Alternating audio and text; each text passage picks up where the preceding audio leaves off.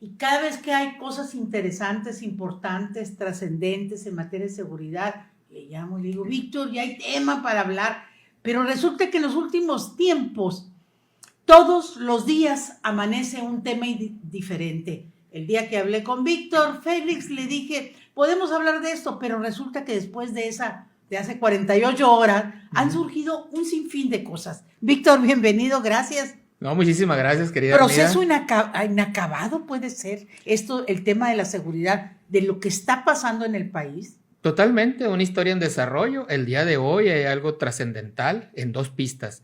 Una en la Fiscalía de Estados Unidos con la declaración de culpabilidad y aceptación del Mayo Zambada. Y otra, la aproximación a 120 millas náuticas, es decir, al borde del mar territorial de Venezuela, del portaaviones norteamericano. Las dos cosas parecen que no tienen relación entre sí, pero las dos cosas presionan directamente al Poder Ejecutivo Federal nuestro y evidentemente a la clase gobernante de nuestro país. ¿Y de qué manera lo presionan? Si está sucediendo uno ahí en Venezuela y el otro en Estados Unidos. La aceptación de culpabilidad del Mayo Zambada me voy a referir a dos características nada más. Una, obviamente el relato que él ya entregó, donde hace menciones de diversas personalidades, ni tú ni yo sabemos, y creo que el resto del auditorio tampoco, a quienes ha mencionado, se va a empezar a saber en el transcurso del tiempo. ¿Serán a filtrar esos nombres en algún momento? Por las necesidades políticas de Estados Unidos, sin duda, porque Estados Unidos está utilizando todos los datos, todos los elementos a su mano para establecer presión sobre los diversos países en el mundo. Y nosotros, que somos sus vecinos de México, nos está presionando hasta por el lado militar, el lado bélico, al desplazar contingentes preparados para este tipo de incursiones aquí en la frontera. Y no se diga los aranceles, las detenciones, la fuerte presión para aseguramientos de reactores, es decir, de laboratorios con posibilidad de crear fentanilo. Hoy llevamos un promedio, Armida, mensual de 117 laboratorios de fentanilo con reactores. Es decir, que tienen la capacidad de producir toneladas de fentanilo. Sí. Entonces, esto ha cambiado de una manera impresionante. Los números, números que celebro, porque en el pasado inmediato, hace un año, eso no existía en México. Es que mira, todo lo que se ha decomisado en este casi primer año de la presidenta Claudia Sheinbaum, ni en los sueños más catastróficos de López Obrador se podía haber pensado que todo eso que se tenía y se debía, que existía y que había que decomisar. Sí, en esta semana, por ejemplo, en la Federal 15, aquí en Sonora, se han hecho decomisos enormes. Allá en el retén Cucapá, que es el que está llegando a San Luis Río Colorado, aquí en Benjamín Hill. Eso por mencionar brechas, Sonora, nada más. Por mencionar Sonora, entonces tú, bueno, el informe de la DEA, que por cierto lo platicamos, de 2024, lo platicamos en otra conversación que te agradezco mucho me hayas invitado. Recuerda que la DEA dijo el año pasado, el 65% de la droga que decomisamos está siendo decomisada en la frontera Arizona-Sonora. Luego entonces los ojos voltearon a Sonora y evidentemente a la Federal 15, y eso ha producido una serie de reacciones, entre ellos la movilidad policial y una serie de aseguramientos para tratar de presentar trabajo. El mercado de consumo norteamericano aún no se aprecia que baje en cuanto al número de adictos que ocurren a los hospitales para ser atendidos por sobredosis. Cuando ese indicador empiece a bajar, podemos empezar a hablar de que el nivel de trasiego está funcionando. Es el indicador final. El número de decomisos sí es muy importante por la droga que queda fuera del mercado, pero la capacidad productiva que se está viendo en cuanto a los aseguramientos de fentanilo, podemos hacer una regla de 3 simple, que por cada uno que se asegura, puede haber otros 2 produciendo. Eso es lo que busco. Y lo estamos viendo en lugares que antes eran impensables, dentro de las ciudades, en colonias populares, donde se están encontrando, por ejemplo, en Culiacán, después de esta guerra intestina que vive nuestro hermano estado, dentro de las ciudades, ya ni siquiera en la sierra o en lugares ocultos, porque son drogas, lamentablemente, si tienen los precursores, relativamente fácil de En elaborar. un pedacito de 3x4 se puede hacer todo eso, ¿no? Entonces, pues Trump, el presidente Trump, cada vez ejerce mayor presión. Hoy tiene información de calidad como jamás había tenido Estados Unidos con estos 50 y tantos capos del narcotráfico que han sido entregados, primero 26 y luego 29. Nunca en la historia, ¿no? Había sucedido algo así. De tal envergadura, no. Que pertenecieran a ese nivel en la escala de mando. Hoy tienen al fundador de lo que fue el cártel de Sinaloa, que es el Mayo y es el Chapo. Es decir, prácticamente los dos brazos operativos y fuertes de ese cártel de Sinaloa los tiene Estados Unidos. Sí, tiene toda la historia de México, el narcotráfico reciente, hasta este momento. Uh-huh. Es bueno que estemos viviendo, más que viviendo, que se estén sucediendo tantos decomisos con tanta frecuencia y con tanta cantidad. Eso es saludable, pues, para el país, Víctor. Sí, porque estamos viendo el retorno de la aplicación de la ley. Y esto poco a poco se va a ir trasladando a los diversos sectores de la sociedad. Si los agentes encargados de aplicar la ley lo empiezan a hacer, la población vamos a empezar a entrar en un orden, en un estado de derecho, que el mismo ente gubernamental, es decir, gobierno federal, municipal o estatal, va a ser al rato avasallado. Los conflictos sociales, por ejemplo, hay uno muy reciente aquí en Hermosillo que está también en desarrollo, empiezan ya a ser tocados por el imperio de la ley. Lo de las casas, por ejemplo, esto de Infonavit o del bienestar, desarrollándose con modelos que no son adecuados, que no responden a las normativas oficiales mexicanas, que no responden al plan de desarrollo urbano municipal, ni mucho menos al estatal, ya con expresiones públicas de sociedad organizada, de vecinos, por ejemplo, en el poniente, o de sindicatos, por ejemplo, allá al suroeste, uh-huh, que es donde está Infonavit, y en el poniente lo intentó Bienestar. Estamos viendo cómo el imperio de la ley va avanzando poco a poquito.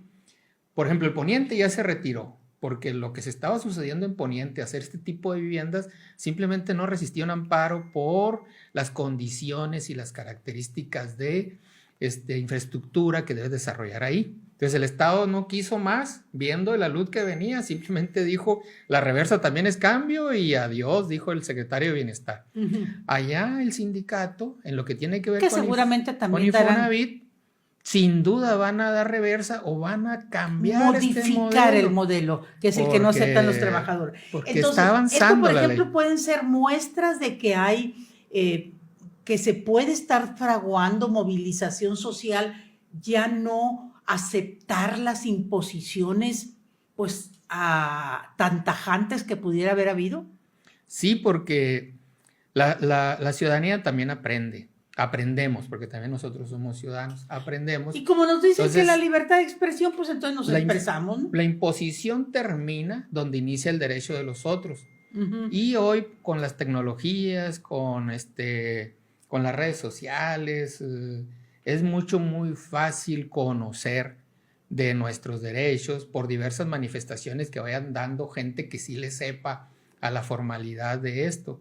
Entonces vamos avanzando y si la gente ve que se está actuando en el imperio de la ley, por ejemplo el narcotráfico, que todo el mundo lo ve, las acciones, pues dice, oye, no solamente en esa plataforma hay derechos y obligaciones, acá donde yo me desarrollo también hay derechos y obligaciones. Entonces la gente empieza a crecer, no solamente en su marco de actuación social, sino en sus responsabilidades. Y el Estado tiene que regresar a lo que la ley le permite, porque el funcionario público solo puede hacer lo que la ley le ordena, pero nosotros los ciudadanos podemos hacer todo aquello que la ley no nos prohíbe. Luego, entonces, en materia de seguridad, ¿estaremos entonces por el camino adecuado en este momento, forzados obviamente por la política, en este caso impuesta por el presidente Donald Trump?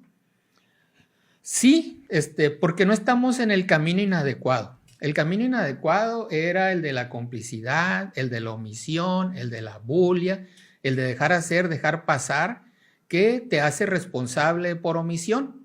Estricta y específicamente me estoy refiriendo al sexenio pasado, donde simple y sencillamente en términos de criminalidad o simplemente de narcotráfico no sucedía nada. Había otros datos. Sí, no caminar ese camino ya es una gran ventaja. ¿Que hay que perfeccionar muchas cosas? Sí. La ley de investigación, de inteligencia e investigación recientemente aprobada, pues somos mexicanos, nos vamos a los extremos.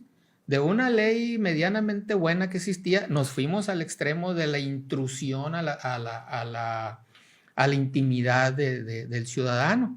¿Por qué razón? Porque en esa ley correlacionada a las 18 que se modificaron o que se crearon en ese paquete, pues está la CURP, ¿no? Y resulta que ahora el Estado mexicano va a saber hasta de qué te atienden en el médico, cuando son cosas de carácter totalmente privado, del sesgo íntimo del ciudadano.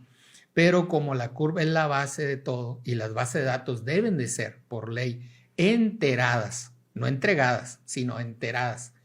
Luego entonces, un uso corrupto o un uso indeseado de la información de un ciudadano, pues lo ponen en indefensión porque ya no necesitas atacarlo si robó o no robó. Ahora nada más dice si tiene tal o cual afección, aquella que pudiese ser señalada por la población. Entonces, en esos extremos hay que irlo puliendo. Viene la reforma fiscal. Tiene que ver también la personalidad y la decisión y la voluntad política de un secretario de seguridad como García Harfuch. Sobre todo es la personalidad del momento actual. Okay. Pero en ningún momento los ciudadanos podemos estar bajo el ejercicio de la buena voluntad del gobernante. Debemos de estar siempre bajo un ejercicio del Estado de Derecho. Es decir, normas claras para comportarnos nosotros como ciudadanos y normas perfectamente claras de las funciones del funcionario. Porque si no, estamos a expensas de que llegue un bueno, pero ¿qué sucede si llega un malo? O sea, no hay reglas, no hay métrica. Y lo mismo le sucede a los gobernantes. Porque como no hay una métrica entre Estados Unidos y México, pues bueno, ¿cuántos capos son necesarios para saciar el hambre, la tensión, la presión que hace Estados Unidos? Pues por la información que tiene Estados Unidos le faltan muchos todavía. Pues no hay, porque ya entregaste los más grandes. ¿Y ahora se está acabando la cosecha de capos en la cárcel. Bueno, ¿ahora qué sigue? Probablemente, como lo dijo Bondi, la fiscal Bondi en la mañana, dijo, hoy hay que ser, y te lo recomiendo mucho con todo respeto, si tiene una oportunidad, Armida, ver con mucha cautela lo que dijo, porque ella expresó también en una frase, dice, Estados Unidos hoy por hoy tiene la capacidad de ver actores actuantes en México y Latinoamérica. Actores actuantes son funcionarios. La transcripción, la traducción formal, ella lo expresa en inglés obviamente, sí, al español son funcionarios. Luego entonces, piensa mal y acertarás. ¿Qué es lo que sigue de pedir de Estados Unidos? La red de apoyo. Y ahí es donde nos encontramos, por ejemplo, Armida, déjame te cuento rápidamente, el proyecto Portero. ¿Por qué México rechaza? Del que dijo la presidenta, no estamos inmiscuidos en eso, ¿no? Proyecto Portero es ir, sí, por el jefe de plaza, o sea, perfectamente focalizado. Vamos por el jefe de plaza en Caborca y su red de apoyo. ¿Quiénes son la red de apoyo? Actores en el gobierno de los 3 niveles tal vez, actores civiles, actores militares, la policía, los que permiten que en esa zona específica la actuación del capo. O sea, Proyecto Portero es una visión integral por células para romper un camino. Que fue lo que hizo el Mayo Zambada en esos 46 años de reinado absoluto, y he dicho por él mismo, le entró a la corrupción, a corromper al policía, a los jefes policíacos, a los militares, a los políticos y a los funcionarios. Él lo dijo, no dio nombres, públicamente, ¿no? Hasta ahorita no se sabe. No se sabe, públicamente no lo dio, pero es evidente que el gobierno de los Estados Unidos tiene esa lista ya en su poder. Sí, entonces Estados Unidos está hoy por hoy con una mayor información como nunca en su vida la había tenido. Y luego fuera de nuestras fronteras, que es donde empata el tema de Venezuela, se está sucediendo un hecho que puede ser el parangón o el ejemplo de lo que pudiera suceder aquí en los próximos 3 años. La fuerza que ha desplegado Estados Unidos, la fuerza bélica, es totalmente excesiva para un plan de contención antinarcóticos. No se combate el narcotráfico con portaaviones, pero también es totalmente insuficiente para una invasión a Venezuela. Porque si bien es cierto, públicamente dice que son 4,000, pues arriba de esa fuerza, de esa flota, tranquilamente hay 8,000. Estamos hablando de información militar que nunca va a ser precisa. Que le hayan puesto precio a la cabeza de Maduro. Entonces le van cerrando. ¿Por qué razón? Porque ellos lo que están buscando es el retiro de Maduro del poder y de ese grupo. ¿Cómo lo pueden lograr? Con presión.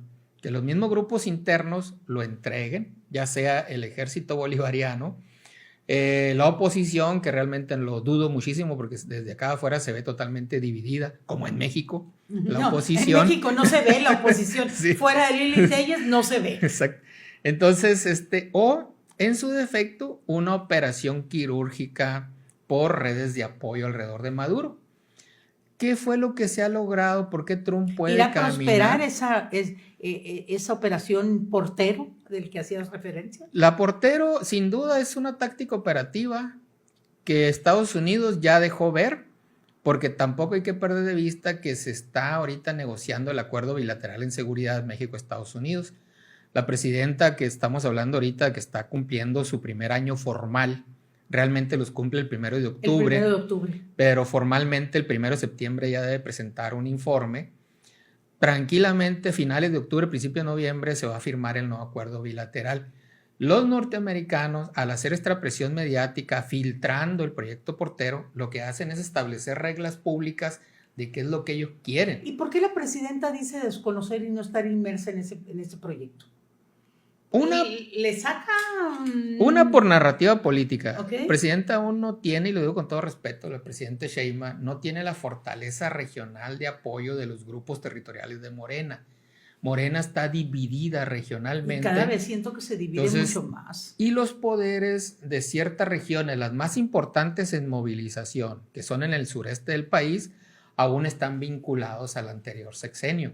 Entonces ella necesita caminar este año, empezar a atorar algunas tuercas o desatorar algunas tuercas, hacer una remoción muy sigilosa, muy cautelosa, porque tendría un alto costo político para ella, en el Congreso de la Unión, en las aduanas, en los estados, en la conducción de las policías estatales, pero también en los mandos segundos de las zonas militares.